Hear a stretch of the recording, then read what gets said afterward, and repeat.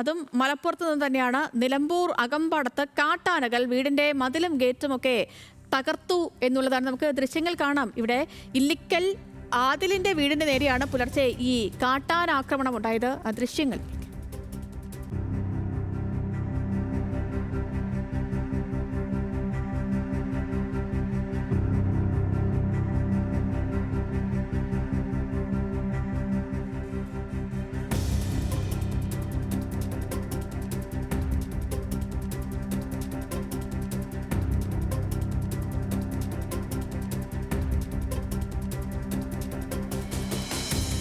ശാന്തകുമാർ വെള്ളാലത്തുണ്ട് ഈ വാർത്തയുടെയും വിശദാംശങ്ങളുമായി. ശാന്തകുമാർ, കുറച്ചു മുൻപാണ് പുലിയുടെ ആക്രമണവുമായി ബന്ധപ്പെട്ടുള്ള ഡീറ്റെയിൽസ് ശാന്തകുമാർ നൽകിയത്. തൊട്ട് പിന്നാലെ കാട്ടാനാക്രമണവും.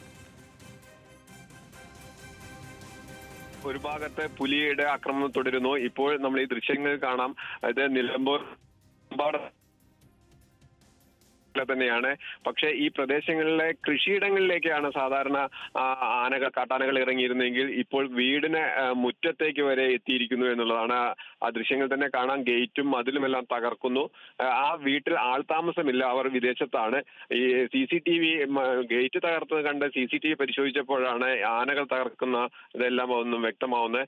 അത് തന്നെയാണ് ഏറ്റവും ജനങ്ങളെ ഏറെ ഭയപ്പെടുത്തുന്ന കാര്യം. ഇപ്പോൾ വീടുകളിലേക്ക് വരെ കാട്ടാനകളുടെ ആക്രമം അല്ലെങ്കിൽ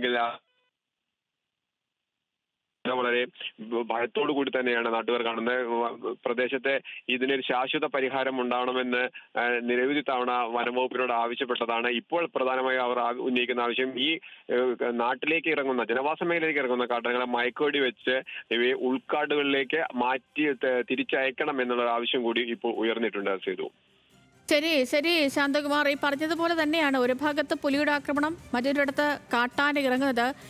ഇതൊക്കെ കൂടുതൽ ഭീതിജനകമാകുന്നത് എന്തെന്ന് വെച്ചാൽ, നമ്മുടെ ഈ നാട്ടിൽ നേരത്തെ ശാന്തകുമാർ പറഞ്ഞതുപോലെ തന്നെയാണ്. നമ്മൾ സ്വാഭാവികമായിട്ടും നമ്മുടെ നാട്ടിലെ കാണുന്നത് നായയും പൂച്ചയും ഒക്കെയാണ് ഇങ്ങനെ റോഡ് വഴി നടക്കുകയും ഒക്കെ ചെയ്തത്. പക്ഷെ അതേപോലെ ഇപ്പോൾ ഈ കാട്ടുമൃഗങ്ങളൊക്കെ ഇറങ്ങി പുലിയും കടുവയും ആനയും ഒക്കെ ഇങ്ങനെ വീട്ടിലേക്ക് അതിക്രമിച്ച് കയറുകയും മനുഷ്യ ജീവന് പോലും അപായം ഉണ്ടാക്കുന്ന തരത്തിലേക്കൊക്കെ എത്തിയെന്ന് പറയുന്നത് കൂടുതൽ ആശങ്കാജനകമാണ്.